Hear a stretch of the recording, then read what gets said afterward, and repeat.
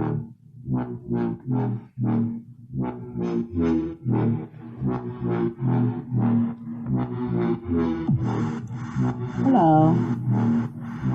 and welcome back to Emotional Stats. Yes, my name is Laura. Okay, and I wanted to come back on here and talk to you about your emotions. I got on here and talked about one thing, and this time I want to come on here and talk about bipolar disorder. This is something that has got me for a reason. I'm like, okay, yeah, this right here has really gotten me. Alright, it's kind of hard to explain it right now,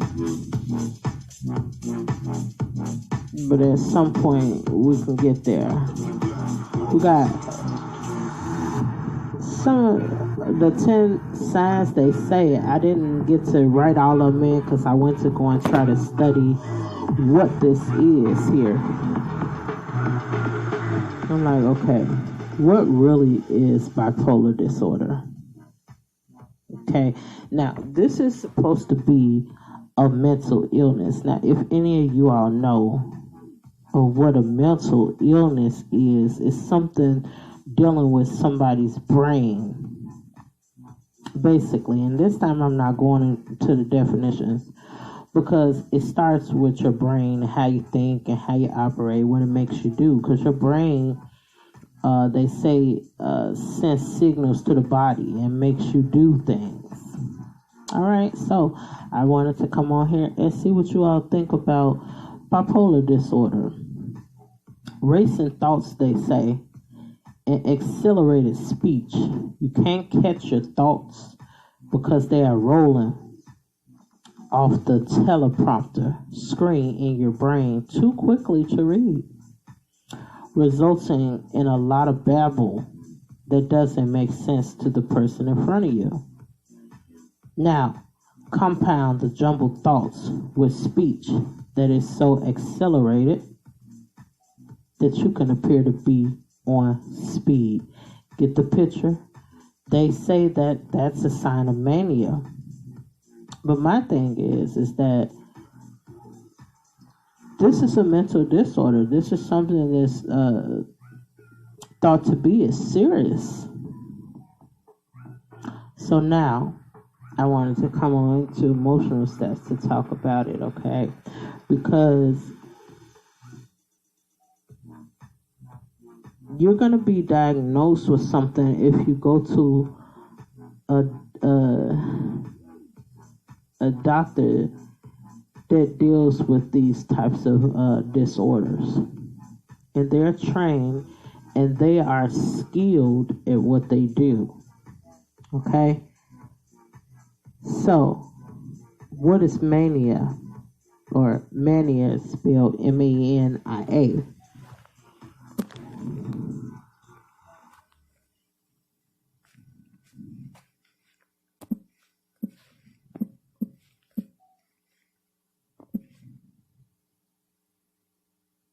Okay. So, mania is supposed to be, let's see.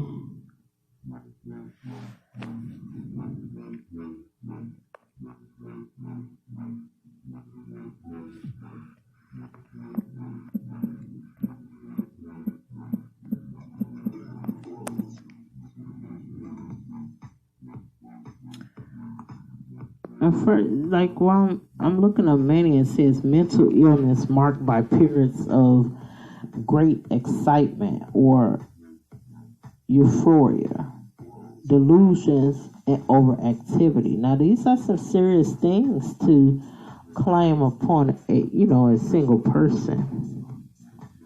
That I don't think they do this in groups, but this is similar to its madness, derangement, dementia, spelled D-E-M-E-N, TIA, insanity, lunacy, psychosis, schizophrenia, delirium, frenzy, hysteria, raving, violence, wildness. So these are the things of mania, okay? Serious thoughts. Now, they saying, what is manic behavior?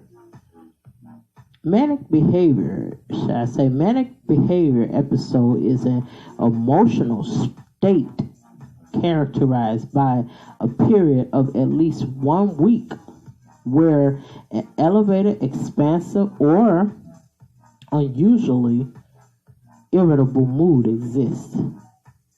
People describe a manic mood as feeling very euphoric, on top of the world, and being able to do or accomplish anything. And this was stated for October 11, 2019. They're explaining what manic behavior is. I'm online looking this up. Okay. Now, another thing is they want to know what causes mania. High levels of stress, changes in sleep patterns or lack of sleep, using recreational drugs or alcohol, seasonal changes. For example, some people are more likely to experience hypomania and mania in the springtime, they say here. So you guys tell me what you think of the bipolar disorder here. Do you understand that if you are thinking too highly of yourself, that you could be considered to have mania? It explains hypomania and mania, including possible causes and how you can access treatment and support. They give you treatment and support. Now, so if you are diagnosed with these things, you might catch these people hanging out with a lot of people to support them during these times, okay? So they have to have support because they having these issues. Nobody's going to leave them by themselves, you see what I'm saying? Because they have bipolar disorder and they're going to need all the support that they can get. All the people are going to be positive around them and giving them good vibes and different things like that. So they have to get treatment. Some of these people have to, of course, they have to take medication. So the fact that some of these people have to take medication, this makes it serious because a lot of people don't believe in taking medication all the time. I hate to say it, but some people take medication and some people don't. It's part of their belief or religious beliefs. Okay, so some people out here that won't let their kids go and get shots and medicine because they don't believe in it. It's a part of their religious thing. You have a right to do that, you know. But when it comes to a mental disorder,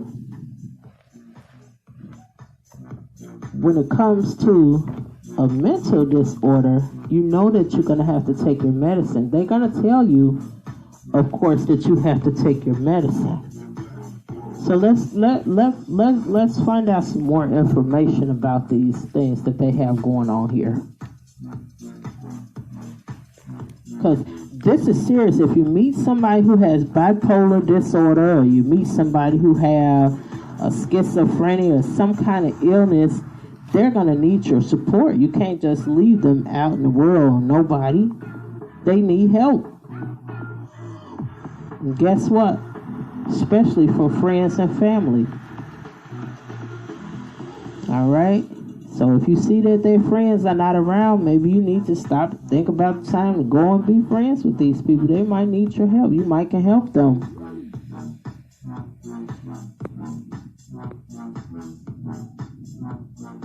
All right, what causes hypomania and mania? It says that there isn't one singular or clear-cut reason that someone may become hypomanic. You all look it up for yourselves. You can see what they're saying. It's not one single or clear-cut reason that someone may become hypomanic or manic.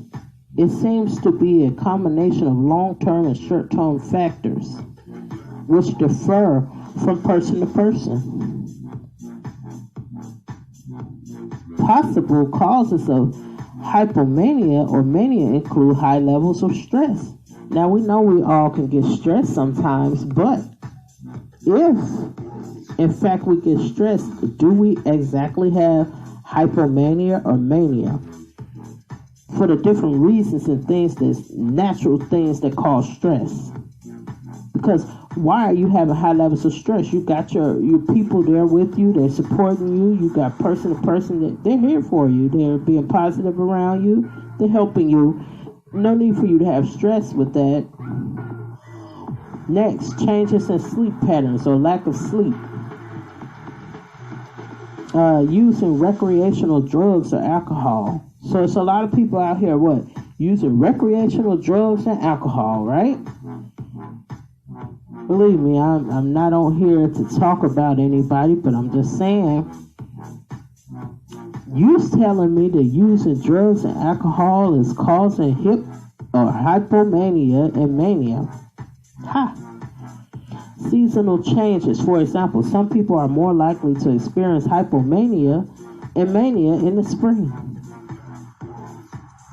All right, what do you think, you guys? Tell me what you think.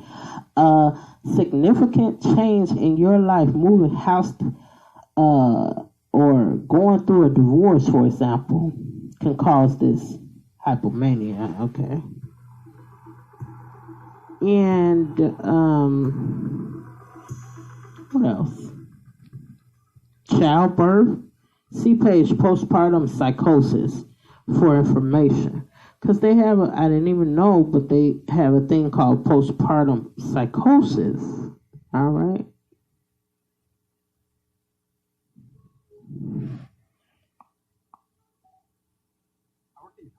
And you know, I'm going to be concerned about these things because when we go out, we're dealing with different types of people that can have some of these symptoms or diagnosed with these things or not diagnosed with these things, okay? So, on this said they had 3 bad experiences of postnatal depression, and they went through religious mania. Okay. So now they said loss or bereavement, trauma or abuse, difficult life conditions, for example, problems with money, housing, or loneliness, as a side effect of medication, as a side effect of physical illness or neurological condition. Family history. If you have a family member who experienced bipolar moods, you are more likely to experience mania or hypomania.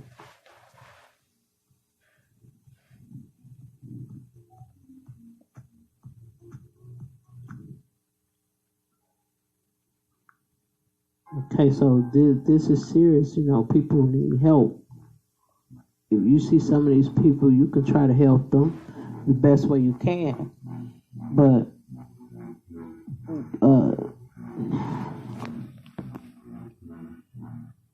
also I have on here that they say that they have overconfidence. This is what they say bipolar disorder is, and I've just looked it up. You might want to go to the doctor and see if they can explain it to you better. And I'm thinking about going to one myself to see if I can ask them, hey, can you explain bipolar disorder to me?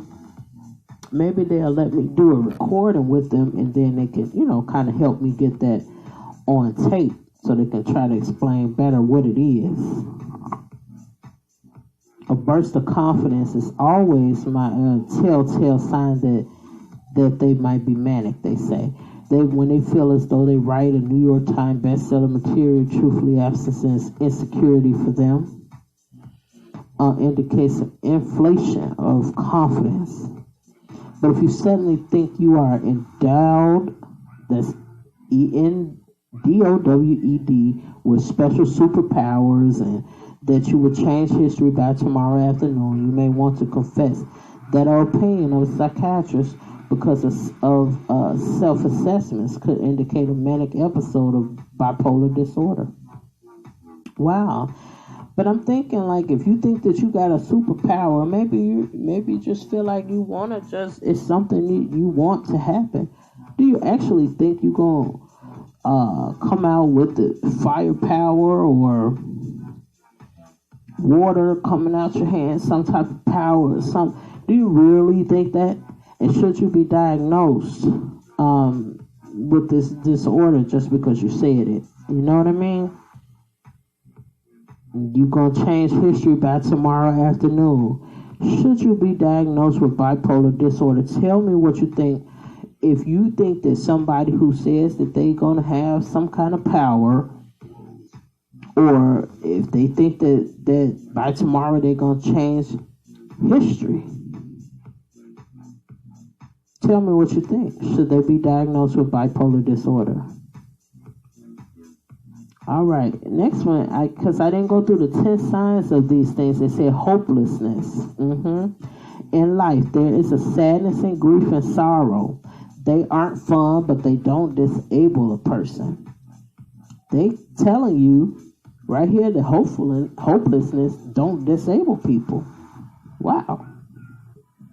Hopelessness is a very, very deep thing in the process, I'm going to say, because hopelessness can really hurt a person. I mean, if you don't have any hope, what else is there left? But in here, they're saying that there is a more senseness about hopelessness that a family member and friend can easily detect.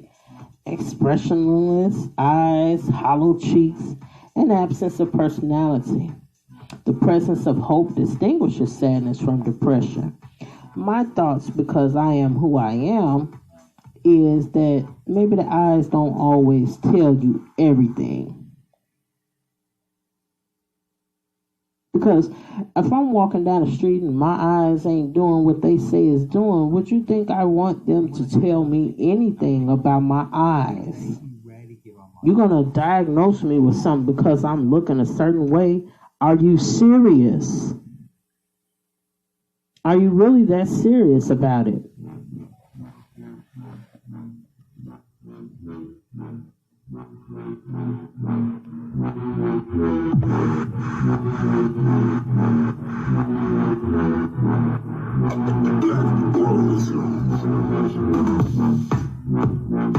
Hopelessness is a very serious thing. You hear me, you guys? If you have ever been hopeless, or you know somebody that's been hopeless, that's a serious thing. You can't judge somebody just by looking at their eyes or their hollow cheeks and tell them that they have an absence of personality because they don't fit your personality. They have an absence of personality. This is serious, you guys. Change in appetite and sleep. We all have a change in appetite and sleep. And I'm not saying I exactly understand what they're saying with this, but they're saying some people pig out junk on food and they're depressed. Others pick food with no interest in eating. And then some can't get out of bed, while others lie awake all night. Significant changes in both appetite and weight and sleep patterns, no matter how they manifest, can indicate a depressive cycle of bipolar disorder. Keep track of both.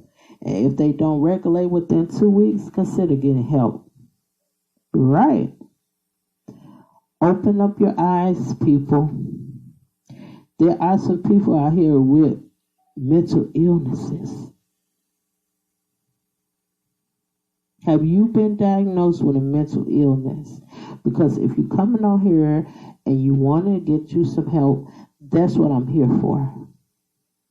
But I wanted to go and talk about these signs because, like, if you've been diagnosed with a mental illness, you have a right to get a second opinion. You have a right to even go and get a third opinion, because somebody label you one time with something does not mean that you have to have it just, oh, that's it. That's it. One person, just the smartest person in the world. Let me tell you something. We can all miss steps. We can all make mistakes, but I'm not here to do that for you. I'm here to help you. So if you've been diagnosed and you're having problems with jobs and different things like that, I need to know. I need you to comment, because some people actually really do need help.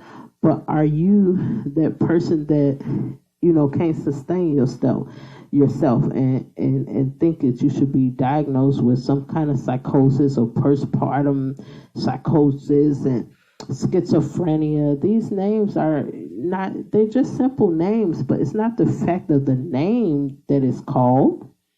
It's the fact that they're trying to say it's something wrong with your brain. And this is something very serious. It's something very serious. I've been experienced the same thing, and I had to go and get a second opinion. It's okay for you to go and get a second opinion or a third opinion, a fourth opinion, because if those people are friends and they say, hey, well, we sense the same thing, then what you're going to do? You're going to have to keep going to get opinions because you want the right name for yourself. If you are experiencing this and you feel it's not been a fair diagnosis for you, I really want you to comment about this. I do now have a website where I can talk with other people who are going through the same thing that I've been through, being diagnosed with something that does not fit me. It's not right and it's not fair. Okay? Everybody has problems and everybody goes through sad times, or maybe you can probably feel hopeless sometimes or feel like things are not going your way. You might have a change in your appetite or your sleeping patterns and stuff like that. But the point is that if you think you've been diagnosed wrong, I do now have an email where you can email me and I can get you back a phone number that you can call. And the reason why I do that is just in case I can't keep the same phone number or I end up changing it and forget. And the reason why I would change a phone number is because some people do get bill collectors, but I'm not going to say that's what it is. Sometimes you just get an intuition and you say, hey, I want to change my number. And I had to change my phone number before just so I can, and I do private life coaching, consulting, and confabbing. So if you really need somebody to talk to seriously and you feel like you've been diagnosed wrong, it's a proper way we can go off and try to, talk about it and handle it properly. Because in the world today, people just want to be treated fairly, and that's all. You just want to be treated fairly. And sometimes if you're too religious, people think you're weird, or you're doing too much, they think you're weird. And that's not the grounds to diagnose you and say it's something wrong with you, if that's what it is, because you're different than them. Because some people are really going through some serious matters, and this is serious. I'm not trying to, say that doctors don't know what they're doing. I'm just trying to tell you that sometimes people don't understand you, and that's all. And if you feel like you're one of the people that need help, keep going to your doctor and getting help, just like I said before on here. But if you feel like you need some extra help and you need somebody to talk to who have been through what you have been going through and been diagnosed with something unfairly, then you can get in contact with me. And then what you can do is send that number through the email, and then so I can call you back. And then, or because I find emails as effective as just as a phone number. So you'll give your phone number through there and I can call you back, or I can email you back with a phone number. which is good if I can call you, because I do actually have this business been started, a little while. It's been about, 2018 that I come up with this, and I wanted to, be a part of something where I can actually help someone. Life coaching is something serious for people. They don't know what to do sometimes. They don't know where to go. They don't know who to call. And the services that I am in will help you get someone to talk to. You shouldn't have to go through things alone. This is serious.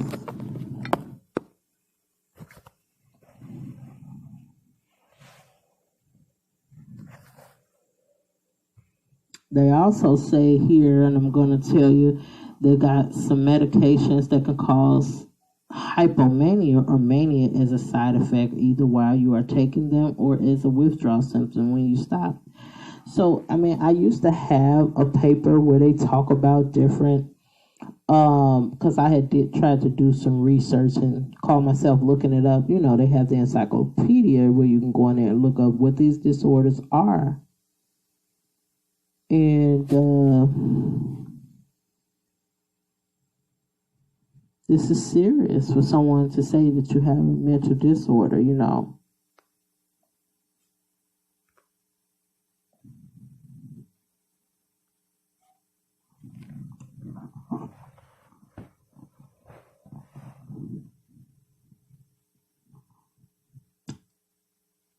So I want you to email me at confabhelp@yahoo.com if you really, really like thinking about that you need somebody to talk to, even if you don't have a diagnosis and you just saying, hey, maybe I have some signs of something going on of what these things that's in here, and you'll have someone to talk to try to help you get through this and get you to talk to the right people. So you go to Confab, that's CONFAB,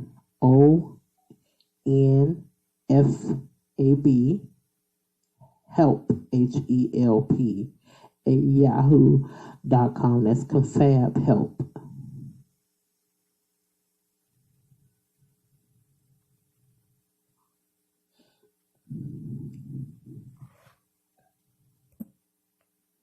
So I don't know much about what they're trying to say, but I know what they have been saying. So if you know somebody, or if they've been dealing with this and they need help, they need somebody to talk to, go to their email, talk to me, and then we can go from there. Because there are actual doctors out here that can help you if you really think you need help and you don't know where to start at, you don't know where to begin.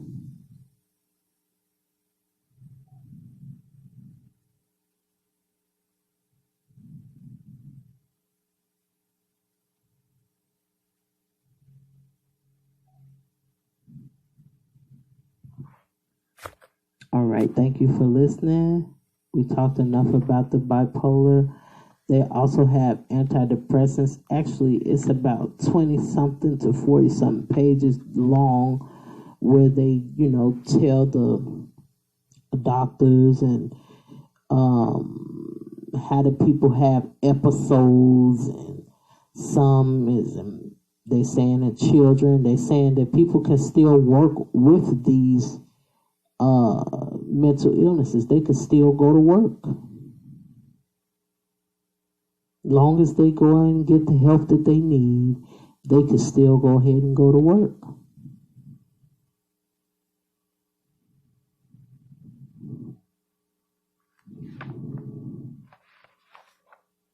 So they're saying that the prevention is ongoing medical management of bipolar disorder, or critical or preventing relapse and recurrence of manic episodes, even in carefully controlled treatment programs. Bipolar patients may experience recurring episodes of the disorder.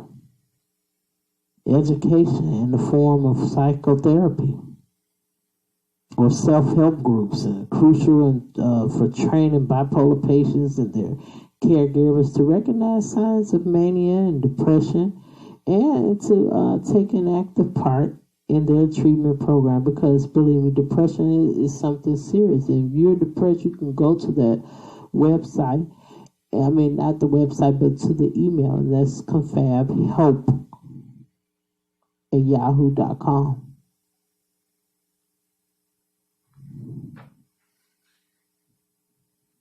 And I would try to work with you to get you a proper doctor, someone that you think that can help you, if that's what you want to do. But you got children. They're saying things wrong with children. They go and get help. They go through the same processes, but treated as children, though.